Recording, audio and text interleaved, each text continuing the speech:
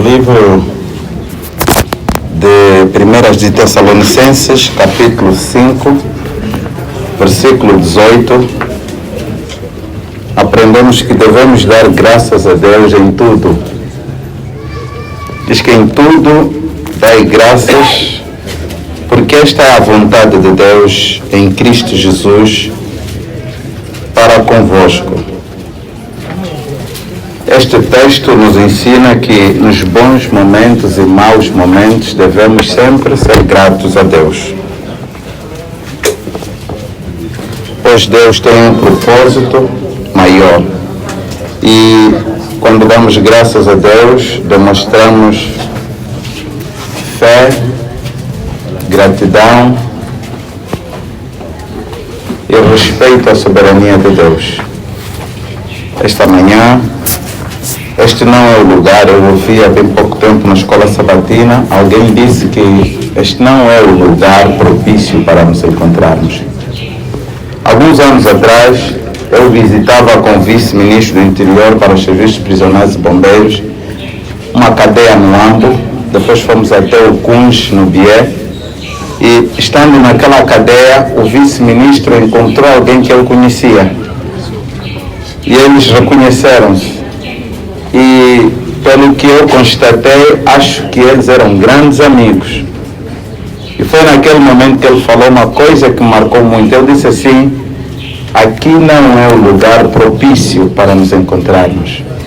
Teria sido bom se nos encontrássemos num parque, talvez numa feira, em qualquer outro lugar. Mas aqui na cadeia, um lugar triste, porque temos boas memórias, só que um é condenado e o outro é o vice-ministro.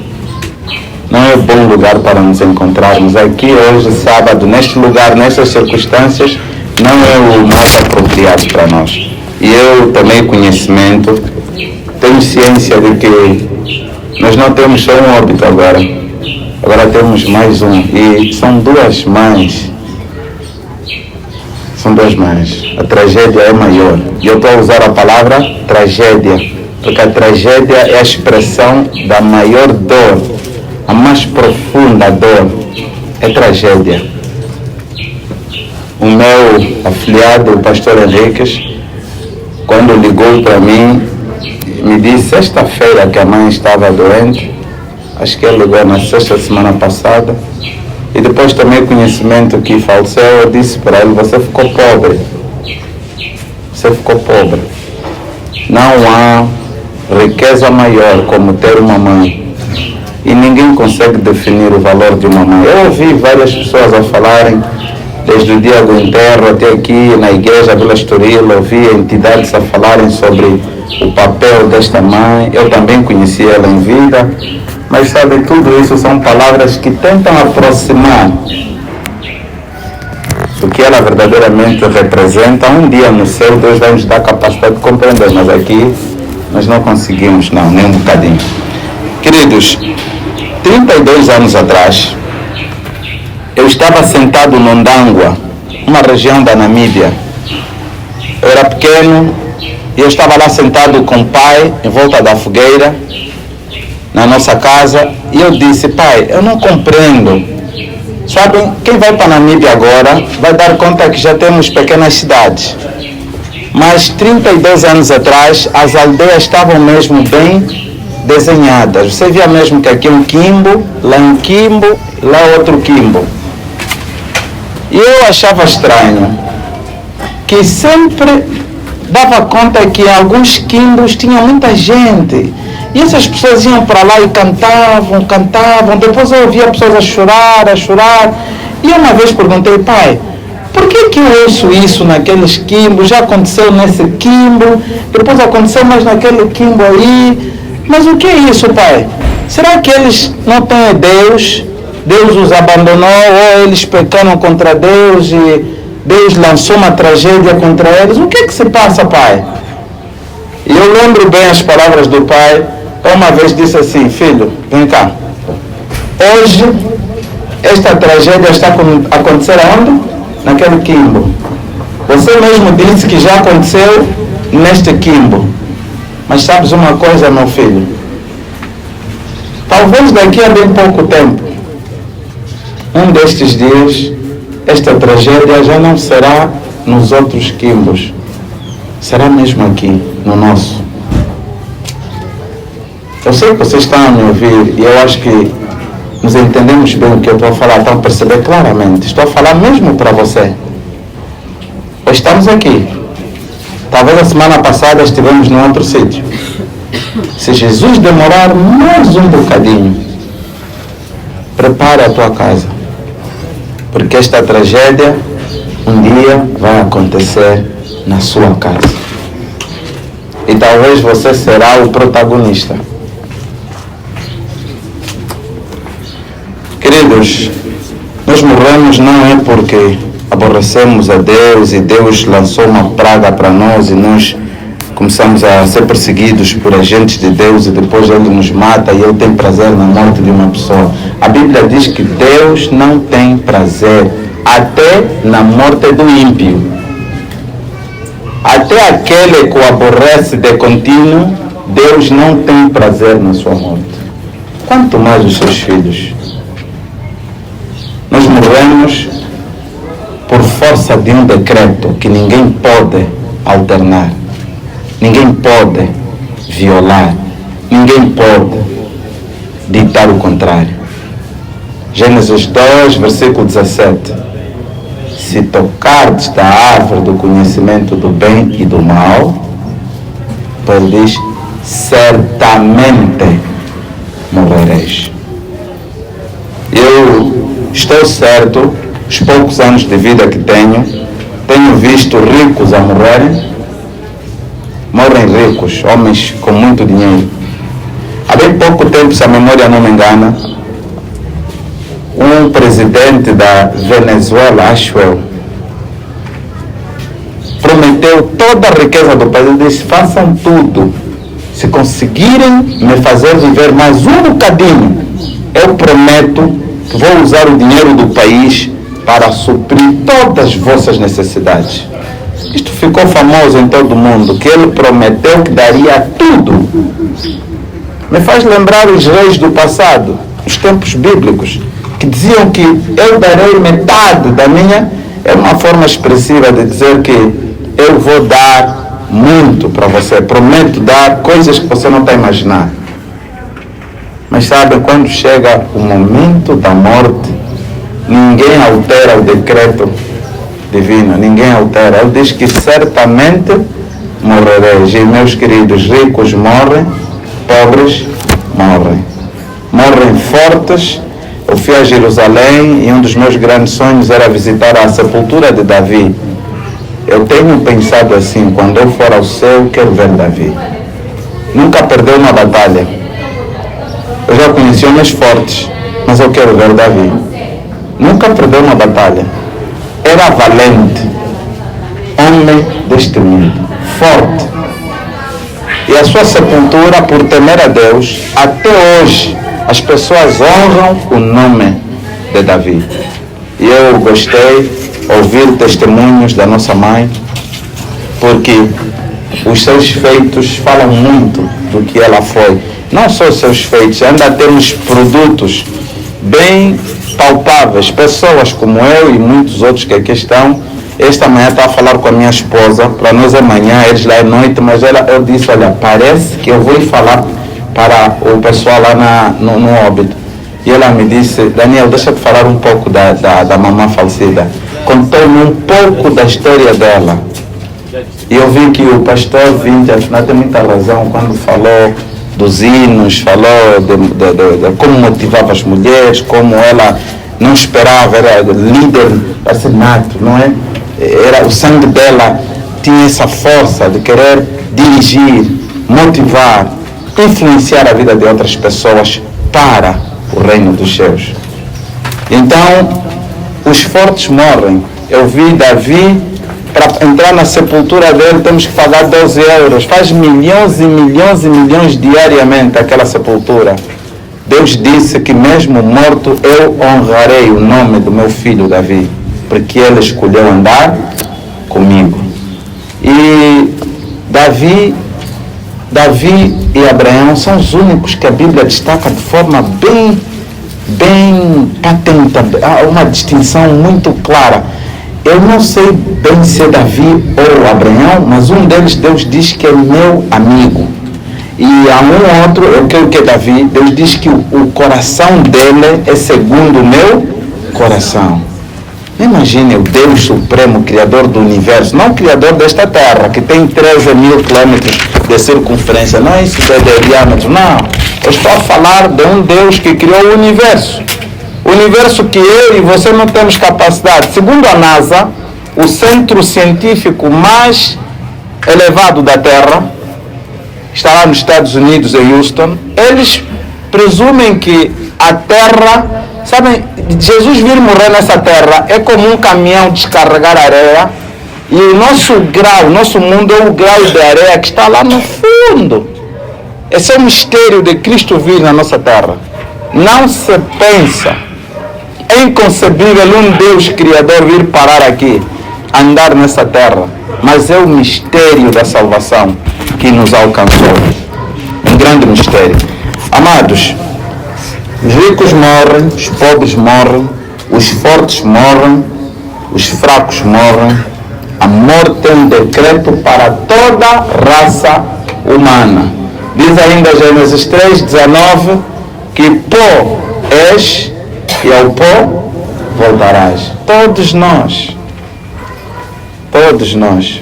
se Jesus demorar mais um bocadinho só, mais um bocado só, vamos ter muitos óbitos. Então a morte é um fenômeno que deve estar patente na nossa consciência todos os dias da nossa vida. Viver como se hoje fosse o último dia. Eu ouvi o nosso professor e quero agradecer quando ele falou que há pessoas que estão a criar enteados em casa e maltratam as crianças. Nós temos visto isso que ele está a falar, não é uma utopia, não. Uma realidade. Os teus filhos vão nos melhores colégios, os filhos da tua irmã falecida, os filhos da que a mulher trouxe de outra relação antes de você lhe encontrar, vão na escola pública, se calhar até vão quando for conveniente, senão são meros trabalhadores em casa. Nossos dias são poucos. Davi dizia que, Senhor, ensina-me a contar os nossos dias. Amados, nós, como prova da palavra de Deus e para mesmo testificar que Deus não falha, e dizia eu numa conferência que tínhamos, nasceu lá uma conversa não muito boa, e tinha muitas pessoas de várias religiões que não importa dizer os seus títulos para não ofender a sensibilidade de algumas pessoas, para mostrar que Deus não falha e nunca falhou. Cada um de nós, se eu não estou errado, já enterrou alguém, ou na sua família já foram ao cemitério depositar alguém, como prova de que quando Deus fala, o que Ele fala se cumpre, materializa-se com a precisão com a qual Ele designa suas palavras. A terceira filha da minha mãe é falecida, nós enterramos. Houve uma semana que parece, fiquei inclino do cemitério do Camama, porque eu estava toda hora a pregar no cemitério. Eu estava todos os dias quase a ir pregar. Imagina os pastores, eu vejo alguns pastores que aqui estão, quantas pessoas eles tiveram que ir consolar as famílias ao longo da vida deles. Não imaginem. É o cumprimento de que Deus fala, cumpre-se, não falha. Então a pergunta que nasce é, o que devemos fazer? Se o decreto está dado e nós conseguimos testificar que isso ocorre na vida de todos nós, e nós estamos a vir de uma guerra civil, nós perdemos muito, a morte não é estranha para nós, é um fenômeno que nós todos já lidamos com ela. Então o que é que devemos fazer diante de um panorama como este? O que é que devemos fazer? Eu encontro palavras muito lindas na Bíblia, uma palavra muito boa na vida. A Bíblia nos fala no livro de Miqueias 6, versículos 8. Esse é um texto que eu medito quase sempre.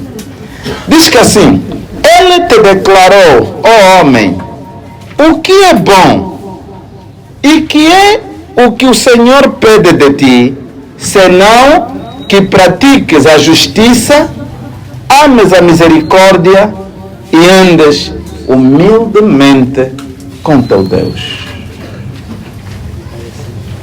Praticar a justiça, amar a misericórdia e andar humildemente com teu Deus. Deixa-me falar um bocadinho sobre esses 3 pontos. A justiça é enfatizada na Bíblia em todo lugar. E uma das passagens mais famosas que nós temos é São Mateus 6, versículo 32, 33, onde diz que busca primeiro o reino dos céus e a sua a justiça. Deus teríamos talvez uma semana para falar de justiça. Que tipo de justiça? Porque foi o próprio Jesus que reprovou a justiça da terra. Ele próprio, com suas palavras, é que disse que na terra não há justiça. Todas as faculdades de direito que a gente tem aqui na terra, e eu quero vos dizer que o direito que nós estudamos vem de Dutch Roman Law, não é? Vem da lei Dutch Romana, essa é a origem. Todo esse sistema de direito, Cristo disse, isso não serve. Isso não é justiça. Porque a justiça, à luz do pensamento bíblico, à luz da ideologia que Cristo traz, cristã, do reino dos céus, difere muito daquilo que nós aprendemos nas faculdades aqui. Deus nos pede que andemos na justiça. Quando Judá deu conta que ele é quem engravidou a sua nora, e o decreto era que ela devia morrer, e a palavra lhe voltou a dizer que quem engravidou ela é o proprietário desses pertences. Há um texto lindo que ele diz que Tamar é mais justa do que eu. Deus nos pede que andemos na justiça, pratiquemos a justiça. Isso é uma coisa que nós devemos sempre pôr em mente. Segundo, ele fala que amemos a misericórdia. O que é misericórdia? Durante muitos anos eu fiquei lutando comigo mesmo. Andei por bibliotecas, procurei nas enciclopédias para compreender a origem da palavra, a origem etimológica, essa que se diz em português, não é? A origem da palavra, o impacto, a natureza, o familiarismo que tem com outras. O que ela significa? E um pastor falando, contou uma experiência muito linda para exemplificar o que é misericórdia. Acapulco era um grande assassino, um mafieiro de verdade nos Estados Unidos da América. Durante muitos anos tormentava o governo, fazia sofrer as pessoas, abocanhou-se do dinheiro de muitas pessoas, matou muita gente por livre e espontânea vontade, porque ele queria usurpar o que pertencia aos outros e ganhar prestígio na sociedade. Mas um dia a polícia lhe rodeou, fizeram tudo para lhe acabar, e ele já escapou várias vezes, mas naquele dia, ele num bar, com a família, a comer os filhos, não havia mais forma de sair. A polícia rodeou, cercou o lugar, e dizem que ele chamou um filho pequeno, diz assim: quando o pai morrer, faz o favor, meu filho, escreve na campa do pai, have mercy on me. Tenha misericórdia de mim. O que é misericórdia? Que um assassino lembra que no dia da morte tenho que implorar por misericórdia. Misericórdia é o que é? E os dicionários mais profundos, como Webster e alguns outros, dizem que o significado mais claro é receber aquilo que não te é de direito, não te pertence, nem mereces. Isto é que se chama misericórdia. Às vezes eu penso na multidão dos meus pecados e a minha própria trajetória. A minha vida, há lugares que dá nojo. Nunca eu teria orgulho de vos contar. Uma vez eu estava a conversar com meu pai e eu disse: pai, se soubesses onde meus pés já chegaram a pisar, você provavelmente teria dúvida se eu sou mesmo teu filho ou não. Cada um de nós sabe exatamente o que nós somos e onde já chegamos a trilhar os nossos pés. A nossa boca já entrou em contratos com coisas que não convém lembrar, não faz bem, não edifica. Mas Deus diz que a sua misericórdia se renova a cada dia para cada um de nós. Cada um de nós. Deus tem vontade. A minha esposa, a semana passada, me disse: Daniel, eu estou a ler o livro Desejado de Todas as Nações. E ela diz, há uma parte nos capítulos, os primeiros capítulos, há uma parte que diz que o pecado que Deus responde instantaneamente, assim, de forma rápida, pecado que Deus perdoa sem dúvida, aquilo é rápido, diz lá nos escritos. Diz que quando um pecador se arrepende genuinamente, quando você diz: Deus, nenhum humano vai entender, mas eu estou a falar: Pai, também estou cansado com isso, não aguento mais, não tenho forças, faça a tua vontade, perdoa-me, Pai. Diz que quando nós largamos as nossas forças e rendemos a Deus, Deus é justo e fiel para nos perdoar. Não há pergunta. Ele não quer que vais te lavar primeiro. Faz-me lembrar um bêbado que se batizou numa igreja onde eu estava a fazer conferências. E ele vinha sempre bêbado. Quer dizer, sempre bêbado, e ainda ficava à frente a falar: ele está a mentir. Está a mentir, isso não é verdade. Isso é mentira, isso não é verdade. Mas nunca faltava e sentava sempre em frente. No dia de batizar as pessoas, foi o primeiro que levantou e disse: eu tenho que ser batizado.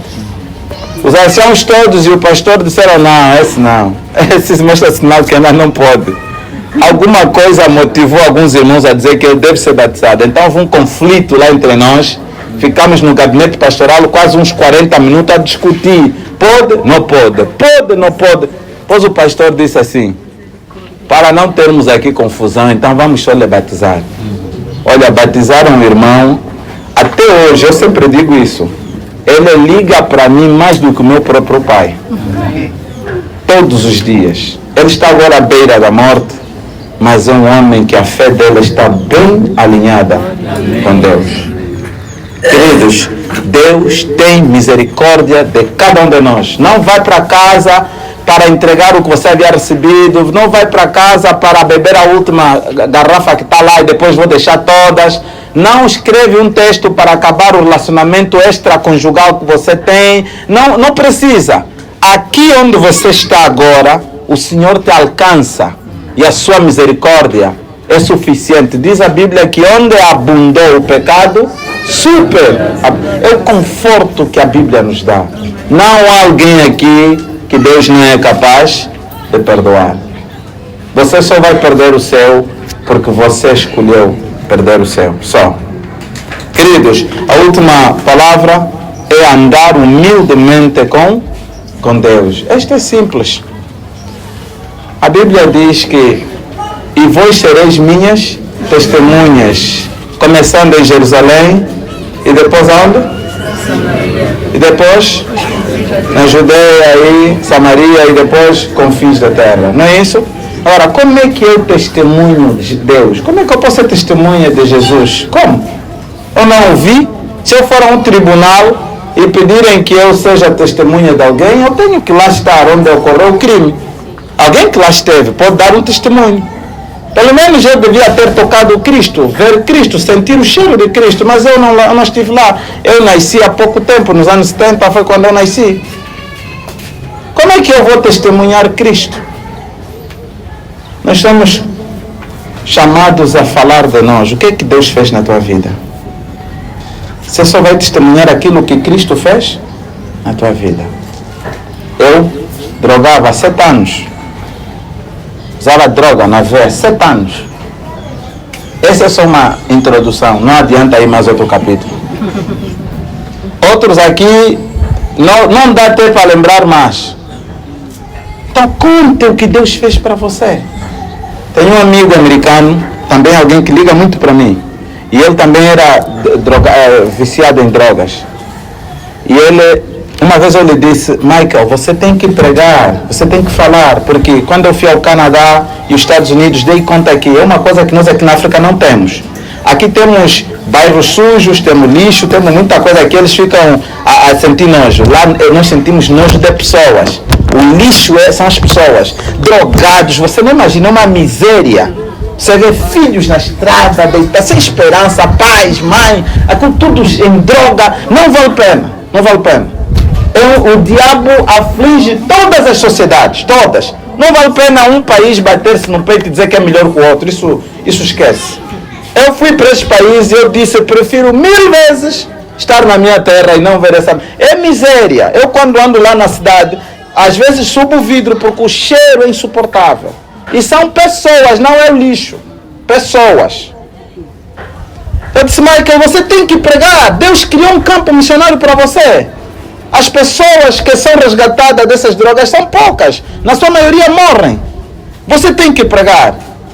E eu disse, não consigo falar, eu não consigo. Há bem pouco tempo ele me disse, olha, eu estava na loja e houve lá uma discussão grande e eu comecei a falar para alguém. Depois eu disse assim, você droga, não é? Eu disse, sim. Então deixa eu te contar, eu também drogava, mas Deus mudou a minha vida. Eu disse, olha, você começou.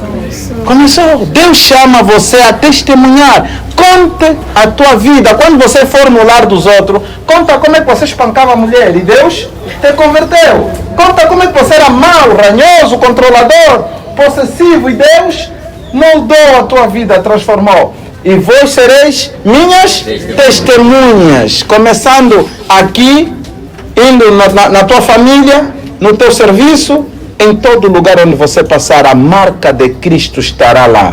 Como diz o meu avô, eu não sou da igreja, eu sou a própria igreja. E onde eu estou, a igreja chegou. Amém. Queridos, eu quero terminar dizendo o seguinte, existe uma promessa para nós.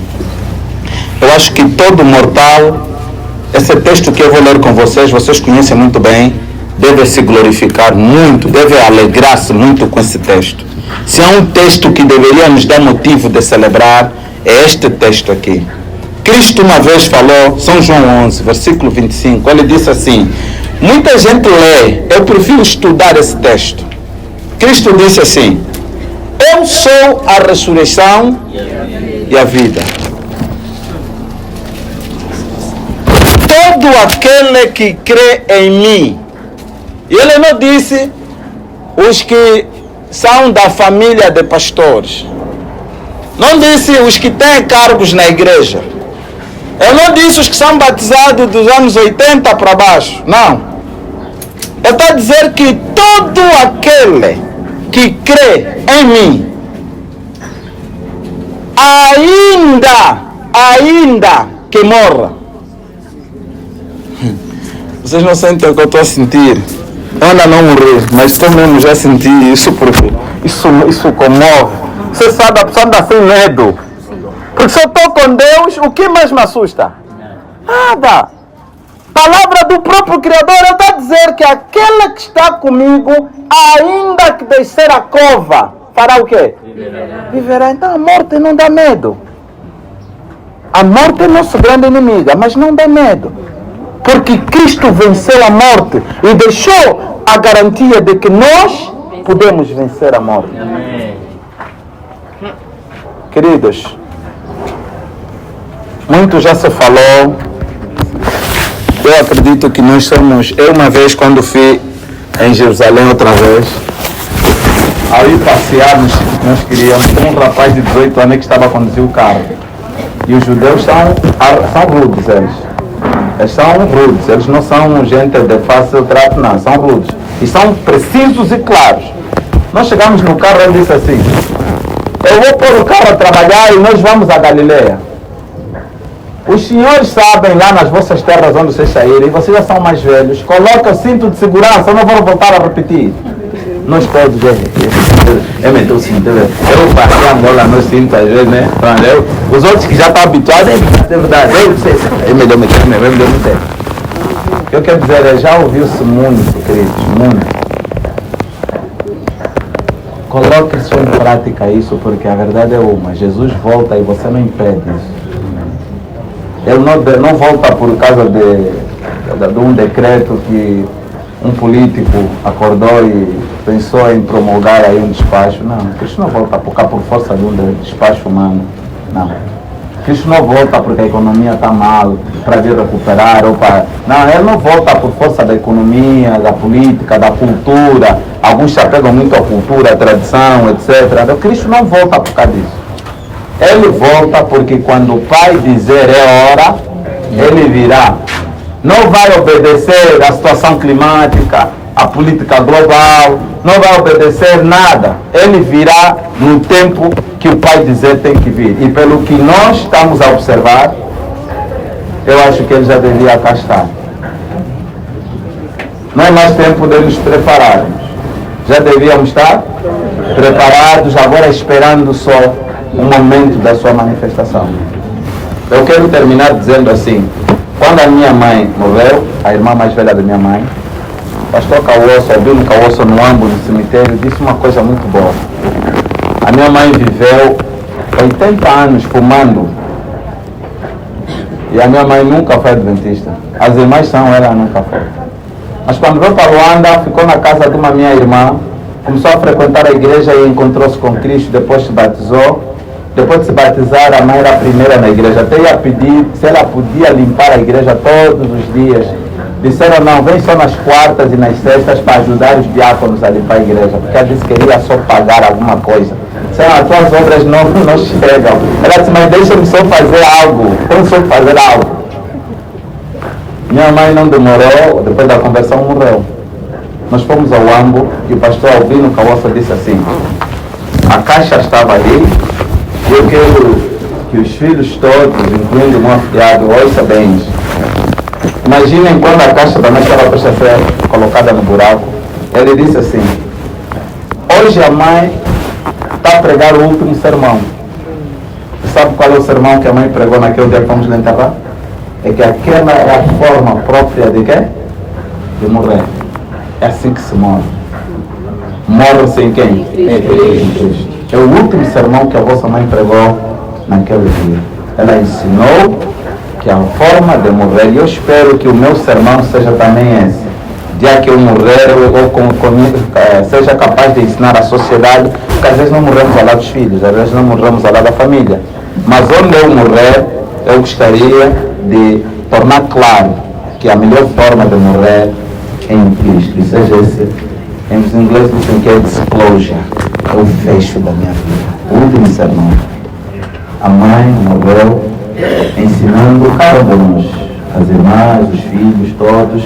Eu não acredito que faltou algo para ela mais ensinar, não. Ela ensinou tudo, até a morte dela é uma lição de como devemos morrer. Ensinou como viver e ensinou como morrer. Deus abençoe cada um de nós. Deus vos acompanhe. Acima de tudo, vos ajude a pôr em prática o que estamos ouvindo. Amém. Amém.